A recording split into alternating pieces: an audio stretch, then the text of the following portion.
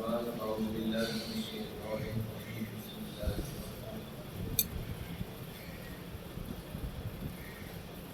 ولو أنهم إذ ظلموا أنفسهم جاءوا فاستغفروا الله واستغفر لهم الرسول لوجدوا الله توابا رحيما صدق الله العظيم إن الله وملائكته يصلون على النبي يا أيها الذين آمنوا صلوا عليه وسلموا تسليما فمن يهدي الله فهو المهتدي على سيدنا ومولانا محمد وعلى آله وصحبه سيدنا ومولانا محمد وبارك وسلم عليه وعلى سلام عليك يا سيدي يا رسول الله وسلم عليك وعلى آلك وأصحابك يا سيدي يا رحمة للعالمين بڑی امید ہے سرکار قدموں میں بلائیں گے، بڑی امید ہے، بڑا یقین ہے سرکار قدموں میں بلائیں گے،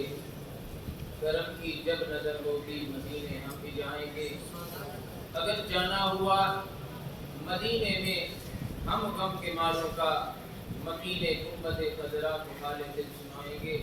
اللہ رب العزت ان کو ثنا کہ پیارے حبیب کبریا تاجدار انبیاء تاجدار ابو عجم ارشاد راہی رتمالی حضرت محمد مصطفیٰ صلی اللہ علیہ وآلہ وسلم کی بارگاہ میں ہدیہ درود و سلام پیش کرنے کے بعد رب ذوالجلال کی بارگاہ میں دعائے رب کائنات ہم سب کا اس پروقار بزم میں جمع ہونا آپ کی بارگاہ میں قبول و منظور فرمائے اور اس کا بہترین اجر و ثواب عطا فرمائے۔ رب ذوالجلال اس جامعہ کو تا قیام قیامت آباد نشاد فرمائے اور ہمارے استاد محترم مفتی محمد رمضان اقبال کو اللہ تعالیٰ ہمارے خضری عطا فرمائے۔ میرا موضوع آپ نے سماعت فرمایا فضائل مدینہ طیبہ، اس کا نام پہلا جو نام تھا یثرب تھا۔ جب رسول اللہ صلی اللہ علیہ وآلہ وسلم اللہ نے معراج کے لیے اپنے محبوب کو بلایا، جبریل امین لینے کے لیے رسول اللہ کو آئے، میرے محبوب کو مکہ سے معراج کے لیے لایا گیا۔ جب رسول اللہ معراج کے لیے جانے لگے، مکہ سے تشریف لے کر جانے لگے، راستے میں ایک بستی آئی جس کو یثرب کہا جاتا ہے۔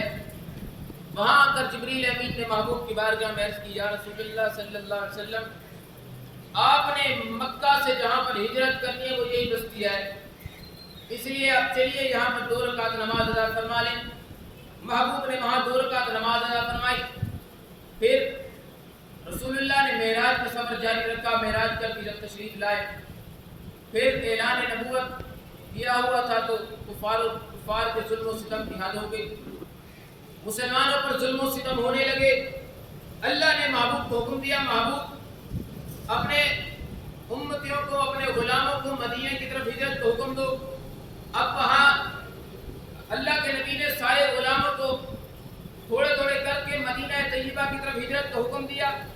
بلال حبشی کو فرمایا، بلال جاؤ مدینہ میں جاؤ، کچھ لوگوں کو اپنے ساتھ لے لو۔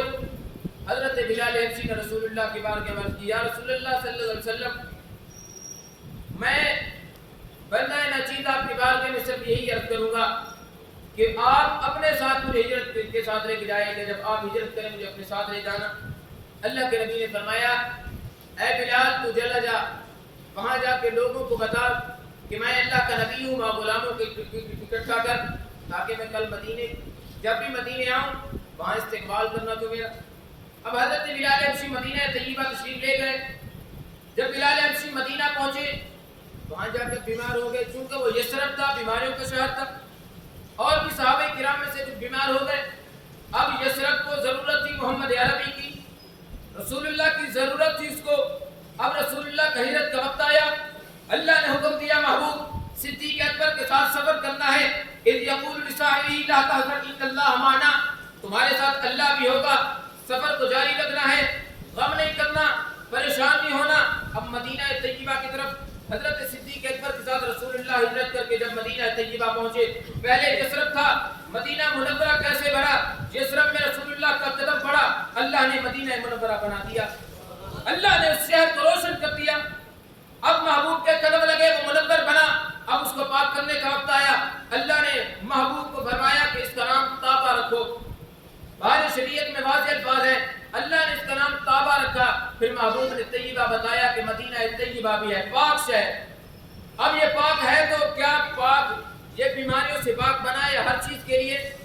अल्लाह ने अपने महबूब को, अल्लाह के नबी ने फरमाया कि अल्लाह ने मुझे ऐसी बस्ती में भेजा है जो तमाम बस्तियों की सरदार बस्ती है, जो उसमें आ गया वो अमन में आ गया, जो इसमें आ गया गोया वो पाक हो गया। अब महबूब तशरीफ लाए, अल्लाह ने उस बस्ती को ऐसा मकाम और मर्तबा अता फरमाया। क्या गुनाहगार, क्या वो बीमारियों के लिए शिफा है? क्या किसी को बीमारियों के लिए शिफा है? बल्कि नहीं, अल्लाह ने बीमारियों के लिए तो शिफा बनाई थी, लेकिन अल्लाह ने फरमाया महबूब हमने इस बस्ती को ऐसा उम्दा बना दिया, जो इसमें आ गया वो अमन पा गया। और इतना ही नहीं, रब्बे ज़ुल जलाल ने सिर्फ बीमारियों को दूर करने के लिए इस बस्ती में नहीं जाने का हुक्म दिया, बल्कि अल्लाह ने कुरान मजीद में फरमाया वलो अन्नहुम इज़्ज़लमू वनफसहुम जाऊ, महबूब अगर ये गुनाह भी कर बैठे तो तेरी बारगाह में आ जाए, मैं इनको बख्श दूंगा। अल्लाह ने इस शहर को ये मकाम और मर्तबा अता फरमाया तो सदका मोहम्मद अरबी का था। वो महबूब जब मदीना तैयबा तशरीफ लाए तो हजरत अबू हुरैरा फरमाते हैं नबी करीम अलैहिस्सलातु वस्सलाम ने जब लोगों को तकलीफ में देखा, हजरत बिलाल हबशी बीमार थे, सब बीमार थे, अल्लाह के नबी ने फरमाया अगर जो इस शहर में रहकर तकलीफ और मुशक्कत पर सब्र करेगा, मैं मोहम्मद अरबी क़यामत में उसकी शफाअत करूंगा। ये सदका मोहम्मद अरबी का था। जब मदीना तैयबा तशरीफ लाए, हजरत अबू हुरैरा फरमाते सही मुस्लिम शरीफ की हदीस से बात फरमाते शुरू में जब फल उगे वहां पर तो सारे सहाबे किराम रसूलुल्लाह की बारगाह में ले आए।